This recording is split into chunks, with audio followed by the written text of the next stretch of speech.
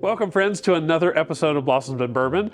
My name is Mark, and I'm the owner here at Creative Occasions. Welcome to my workroom. We've talked before and have used before some mechanics that are more environmentally friendly. I want to show you this really cool device. It's called a pillow.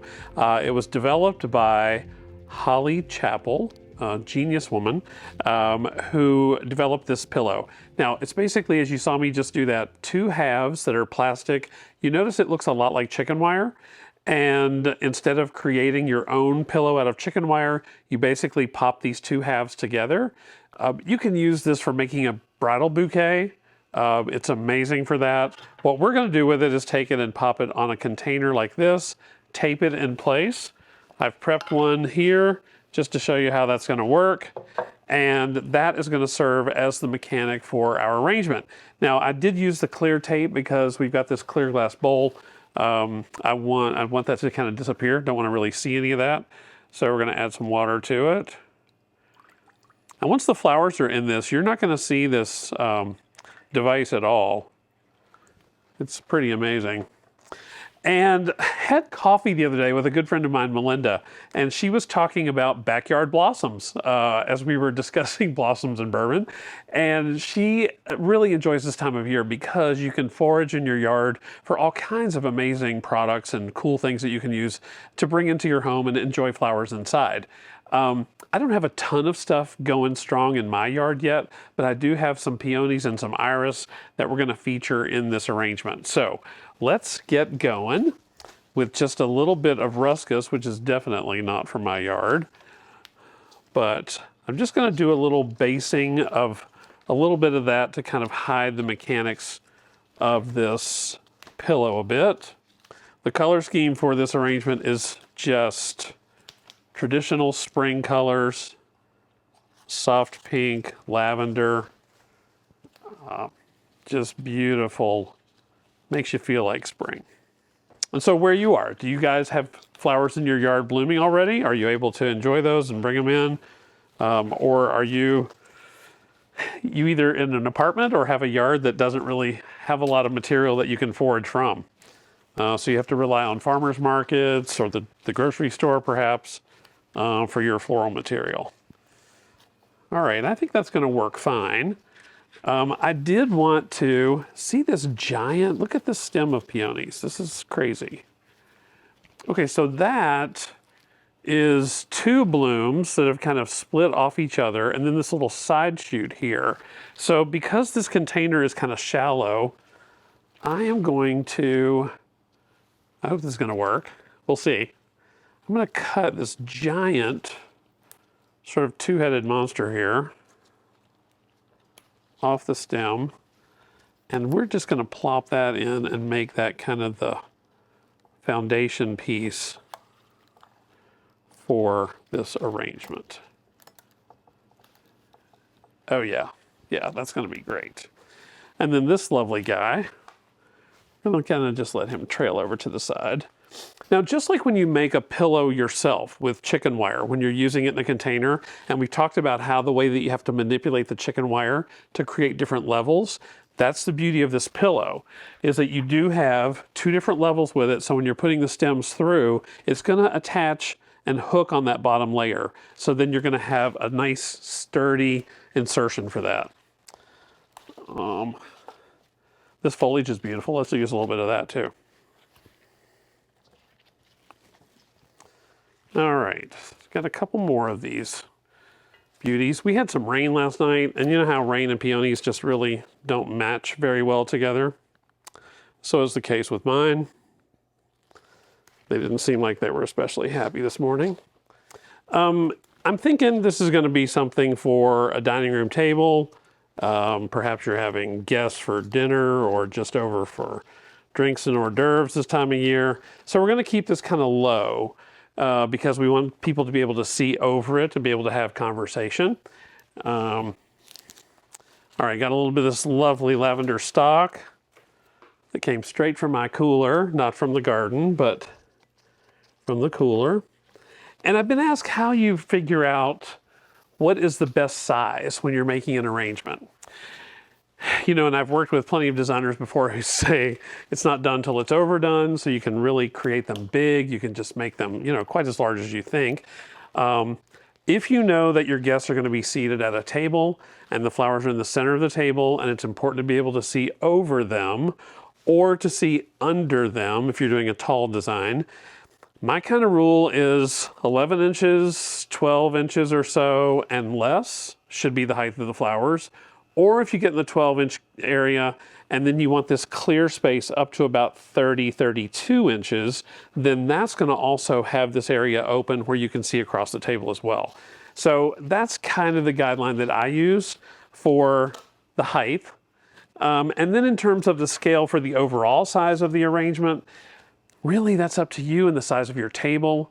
If you know that you're going to have serve family style and you're going to have lots of food on the table, then by all means you want to, you know, scale back the flowers a little bit to leave room for the food. If you are going to have a buffet and your guests are just going to be seated at the table, then by all means make the flowers a little bit bigger. These beautiful garden roses, I do know that Melinda shared with me that she had some garden roses in her own garden currently that were in bloom and beautiful. And so I had these here at the shop and I thought I would use those as a part of this arrangement because that is something that people are able to find in their own yards right now. Isn't it amazing? Did you notice how, I mean, look how securely that stem is right in place. That pillow, the tape that's holding the pillow down, it's not moving. And so this is really a very secure way to make arrangements and have a nice, beautiful kind of light look to them. Tulips, my tulips are just about all gone at the house, but I felt like we needed tulips. It's a spring arrangement. We have to have tulips, right? Those tulip stems are a little more, they're a little more soft, so I don't want to force them too much in there, but I do want them to be secure. Okay, we got that little bit of lavender from the stock. I definitely want to get these guys in there because they are just stunning. There was a lady here in Roanoke at the farmer's market that we bought these from years ago and took them home and planted them in our yard. We used to call her the iris lady because she had these beautiful bearded iris that she would bring and she would sell the tubers for the bulbs that they grew from. I don't want a ton of greenery in this because I don't want it to feel like the greenery is overpowering the arrangement. I just want enough to kind of support the design, make sure that the mechanics are covered. That's an important part. Gotta tell you, I love how that peony has his head hanging down there. I just think that's so beautiful. This Florida ruscus is great for kind of filling in. It's very sturdy, so it holds well. I don't know that this design really has a particular shape or form. It is definitely, you know, more low and elongated, again, because I was kind of focusing on following the shape of a table. But it really is just kind of a freeform style. You can tell I'm starting to get a number of stems in there now, so I'm having to wiggle around a little bit to find a place for, there we go. Oh yeah, that's nice. With a shallow bowl like this, you will want to remember to check the water, make sure that you have plenty of water in here for the flowers over the life of this arrangement, however long that is. Obviously for an event like a dinner or something, you're not going to need a ton, but there's one little place right here in the front that I can just barely see a little bit of that pillow, the mechanics showing through. So I want to get rid of that. I've got, let's use a couple of these lavender roses. I think this rose is called Earl Grey, which is just beautiful. It's got that really soft, beautiful lavender shade. Again, it's not a garden rose, so it's not something that I would have been able to find at home, but oh yeah, that color is super nice. I don't know how you guys feel about that, but I really love it. Yeah, I think that's going to be just fine. Kind of homage to spring and to backyard blossoms. So get out there, forage in your yard, find some really cool stuff that you have, even greenery. You know, the greenery in your yard can be amazing. Be sure and, you know, clip that, bring some of it inside and enjoy it. Or take a trip to the farmer's market and bring flowers home to enjoy. So I am super excited about today's bourbon tasting. I have this client who's become a friend. Her name is Kim. Kim is originally from Tennessee. She is working in this area right now, so she's popped into the shop to buy flowers. We struck up a conversation. She also enjoys bourbon. So she was headed back to Tennessee recently, and she brought back a couple of bourbons for me. So I'm super excited about being able to not only try these, but to thank her for sharing these with me. Now, this one is called Stillhouse Black Bourbon. It's from Stillhouse Spirits in Coral Gables, Florida. She did find it in a liquor store in Tennessee.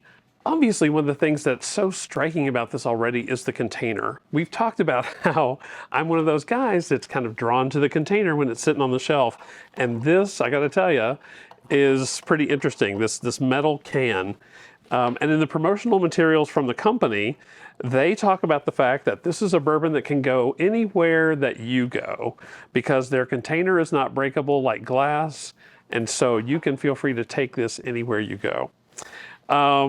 Anyway, this is bourbon because it is, oh, look at the color of that. It is primarily corn. It's a high corn recipe or mash bill. And it is aged in new American oak charred barrels. So it does qualify to be called a bourbon. The thing that makes this interesting is after it is aged in those oak barrels, they take the distillate then and rest it in coffee beans. So this is new for bourbon world as far as I know. I don't know of other companies that are doing a coffee kind of infused thing. But then, so there should be notes of the coffee in this, we're thinking. And that's probably also impacted the color because it does appear to be a little bit darker, which I really kind of like. You don't get a lot of coffee on the nose. Definitely some oak, a little bit of spice. Let's see what it tastes like.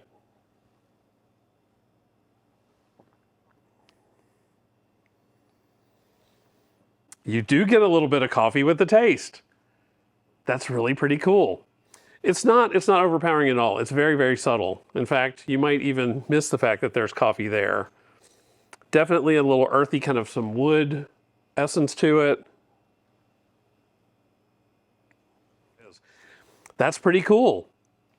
I did some reading and read a couple of other reviews of this product online.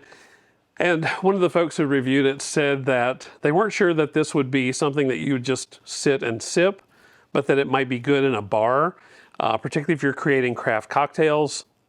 That whole coffee flavor might be very good along with the cocktail that you're creating. So Stillhouse Black Bourbon in the metal can. Let's not forget that, because I think that is the coolest element of this.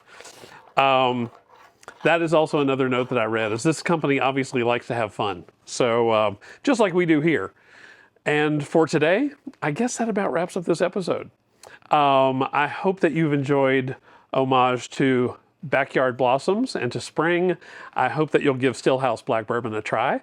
And until we see you next time, cheers to you and to flowers every day. And please don't forget to like and subscribe because it's so important. It helps us out a great deal. So click that little bell icon and you'll get reminders of the next time that we're up. And until then, we'll see you soon. Take care.